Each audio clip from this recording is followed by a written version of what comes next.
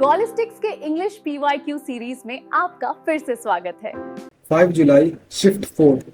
पहला है, The following sentence has been divided into 4 segments. Identify the segment in which the article has been used incorrectly. Mr. Rose is the sweetest of all the girls in the class. तो देखो, जब भी हम superlative use करते हैं तो उससे पहले अ का नहीं बल्कि द का यूज करते हैं। यहाँ द हो जाएगा ना कि अ।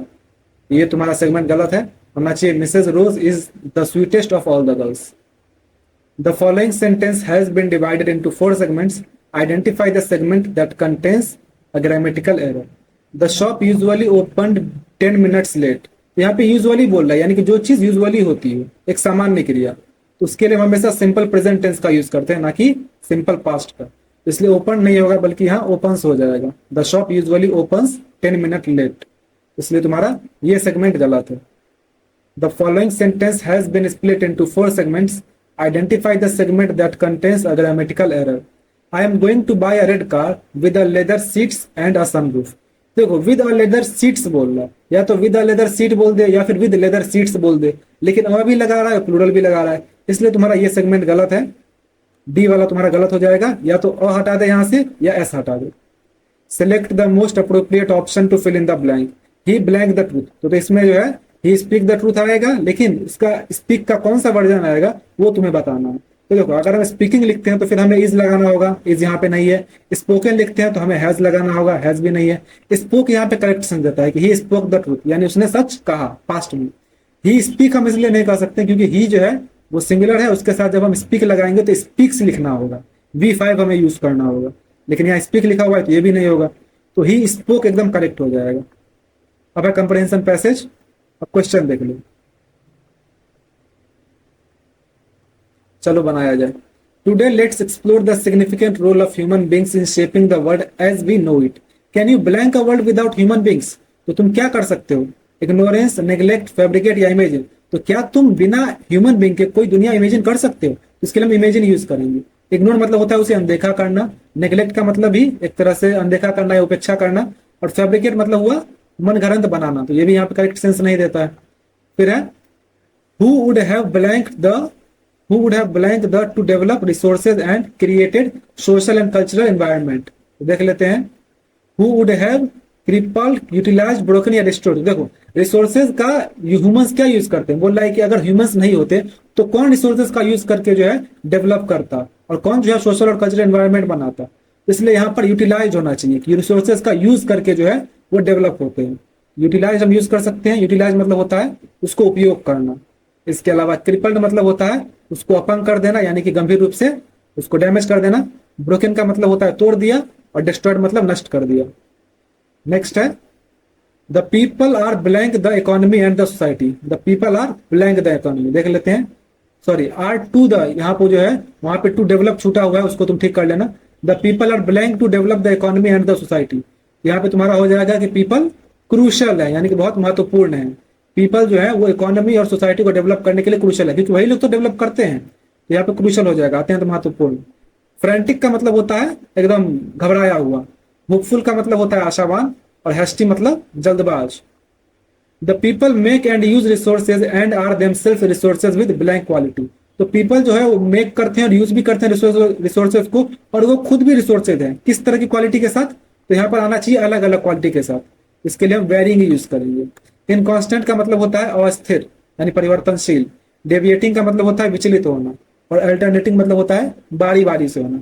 यहाँ वेरिंग एकदम करेक्ट सेंस देता है कि अलग अलग, क्योंकि हर आदमी का अलग अलग एक तरह से माइंडसेट होता है। नेक्स्ट है coal is but a piece of rock until people were able to blank technology to obtain it and make it a resource. तो कोल बस एक पत्थर का टुकड़ा था जब तक पीपल ने क्या नहीं किया, जब तक उन्होंने टेक्नोलॉजी इन्वेंट नहीं किया। यहाँ पे इन्वेंट करेक्ट देता है सेंस, तो इन्वेंट हो जाएगा कि जब तक उन्होंने टेक्नोलॉजी का आविष्कार नहीं किया तब तक कोल बस एक पीस ऑफ रॉक था, बाद में वो एक रिसोर्स बना जब उन्होंने टेक्नोलॉजी इन्वेंट की। नेक्स्ट है select the most appropriate option to substitute the underlined segment in the following sentence. There was a noise that was make me up, sorry was wake me up. तो देखो यहाँ पे गलती आ रही है कि there was a noise past की बात कर रहा है, तो आगे होना चाहिए कि एक ऐसा नॉइज था जिसने मुझे उठा दिया। तो इसके लिए हम सिंपल पास्ट का यूज करेंगे, हो जाएगा दैट वोक मी अप। वेक का V2 वोक हो जाएगा दैट वोक मी अप। अब है idiom meaning. Select the most appropriate meaning of the underlined idiom. When I got an opportunity to start a new business, Ravikant queried my pitch. तो queried my pitch का मतलब होता है कि उसके काम को बाधित करना, यानी मान लो कि कोई चीज जो है वो सफलता की तरफ मान लो कि वो जा रहा है, तो उस चीज को बिगाड़ के जो है उसकी संभावना को, उसकी सफलता की संभावना को खराब कर देता है। मेनली इसके लिए हम क्विड माई पिच का यूज करते हैं, यानी उसको योजनाओं को खराब करना। उसको हम बोल सकते हैं ruined my plan, यानी मेरे योजनाओं को खराब कर दिया। एडवाइस भी मतलब मुझे सलाह दिया। Helped me bye standing beside me मतलब मेरे बगल में खड़े होकर मेरी मदद की। Supported with me with money का मतलब हुआ पैसे से मेरा सपोर्ट किया। Synonym, select the most appropriate synonym of the given word. Change, change का मतलब होता है बदलाव, इसका सिनोनिम हो जाएगा अल्टर। अल्टर का मतलब भी होता है बदलना, उसको रूपांतरित करना। एडजस्ट का मतलब होता है समायोजित करना। रिजोल्यूट का मतलब दृढ़, अटल। और रिन्यू का मतलब फिर से शुरू करना, यानी नवीनीकृत करना। Select the most appropriate antonym of the given word.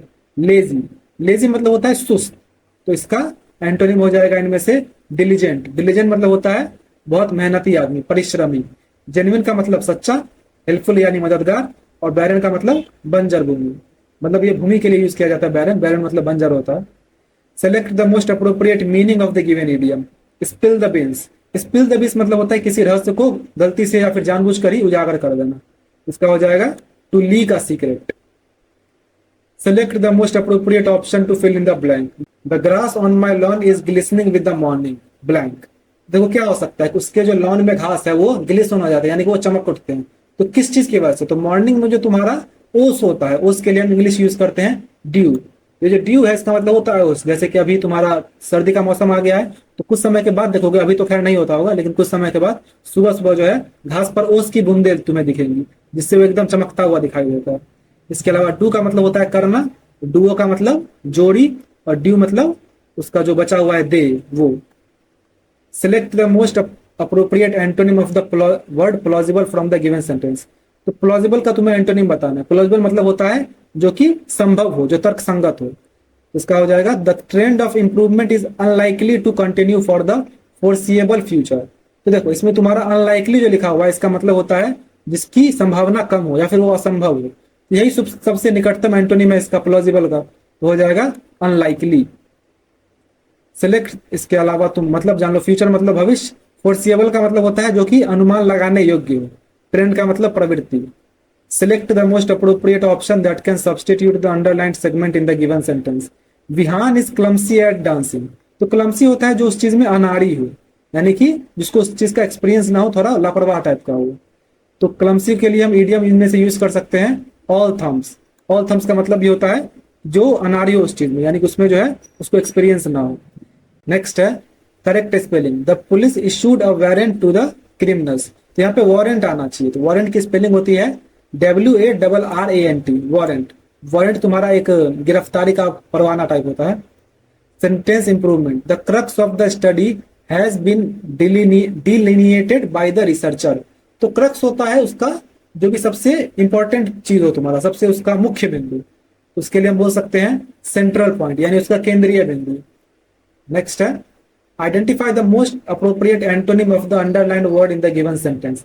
His jovial nature has one him many friends. उसका जो जोवियल नेचर है उसने उसके बहुत सारे दोस्त बना दिए। जोवियल मतलब होता है उसका हंसमुख वाला नेचर, खुश मिजाज नेचर। तो इसका एंटोनिम हो जाएगा मिजरेबल। मिजरेबल यानी कि बहुत दुखी वाला, जिसपे तुमको दया आए, दयनीय। डम का मतलब होता है गूंगा। श्रीयट का मतलब चतुर। और कनिंग का मतलब चालाक। Select the most appropriate antonym of the given word. Absurd. Absurd मतलब होता है बेतुका, जिसका कोई तर्क ना हो। इसका एंटोनिम हो जाएगा रीजनेबल, यानी तार्किक बात, तर्कसंगत, उचित। इंसेन का मतलब होता है पागल। नॉनसेंसिकल का मतलब हुआ बेतुका, मतलब ये इसका एब्सर्ड का सिनोनिम हो गया। और फिलिश मतलब मूर्खतापूर्ण। Select the most appropriate option that can substitute the underlined segment in the following sentence. Play cards is not allowed here. तो देखो यहाँ पे प्ले से तुम्हारा सेंटेंस शुरू हो रहा है। तो जब भी प्ले क्या है, एक वर्ब है, तो जब भी तुम्हारा जो है वर्ब से तुम्हारा सेंटेंस शुरू हो, यानी कि वर्ब को सब्जेक्ट के रूप में यूज किया गया हो, तो उस वर्ब को हम नाउन बना देते हैं, क्योंकि सब्जेक्ट में हमेशा नाउन या प्रोनाउन ही आएगा। इसलिए यहाँ पे हम प्ले नहीं बल्कि इसका जिरंड वर्जन यूज करेंगे। जैसे हम किसी वर्ब को जिरंड बनाते हैं तो वो नाउन हो जाता है। यहाँ हम यूज करेंगे प्लेइंग कार्ड्स, हो जाएगा playing cards is not allowed here. Incorrectly spelled word, select the incorrectly spelled word. इसमें तुम्हारा स्कैटर्ड, देखो स्कैटर्ड की स्पेलिंग गलत लिखी हुई है। स्कैटर्ड की स्पेलिंग होती है SCATTERED, यानी टी यहाँ पे डबल आना चाहिए, तो ये गलत लिखा हुआ है। स्कैटर्ड मतलब होता है बिखरा हुआ। ब्रेजन का मतलब निर्लज, ढीठ। क्राउडेड का मतलब भीड़ भाड़ वाला, और इम्प्रूडेंट का मतलब होता है अविवेकी आदमी। Collocation, in boarding schools students need to blank by themselves. तो देखो बोर्डिंग स्कूल में स्टूडेंट को क्या करना पड़ता है, तो देख लेते हैं। टर्न द बेड, तो ये तो कोई तुम्हारा एक इडियम है ही नहीं। मेक द बेड, देखो मेक द बेड का मतलब होता है, मेक द बेड का मतलब होता है अपना बिस्तर लगाना, बिस्तर ठीक करना। ये तुम्हारा करेक्ट सेंस देता है कि बोर्डिंग स्कूल में बच्चों को जो है खुद से ही अपना बेड लगाना पड़ता है। वॉश द बेड, ये ठीक नहीं लगता है, क्योंकि वॉश जो है वो इसको, जो तुम्हारा बेड के ऊपर जो होता है, जो शीट्स वगैरह उसको धोए जाते हैं, कपड़ों को, ना कि बेड को। रन द बेड, बिस्तर चलाना, ये तो कोई सेंस ही नहीं देता। Identify the most appropriate meaning of the given word. Except, except मतलब होता है उसे स्वीकार करना, तो इसका मीनिंग हो जाएगा इनमें से एग्री। एग्री का मतलब होता है उससे सहमत होना, तो उससे सहमत हुआ यानी कि उसको स्वीकार किया। रिफ्यूज का मतलब अस्वीकार करना। रिग्रेट का मतलब पछतावा। और प्रेजेंट का मतलब वहां प्रस्तुत करना या फिर उपस्थित होना। तो इस तरह से ये कंप्लीट हुआ। जो भी आपका स्कोर था उसे कमेंट करें। मिलते हैं अगले वीडियो में।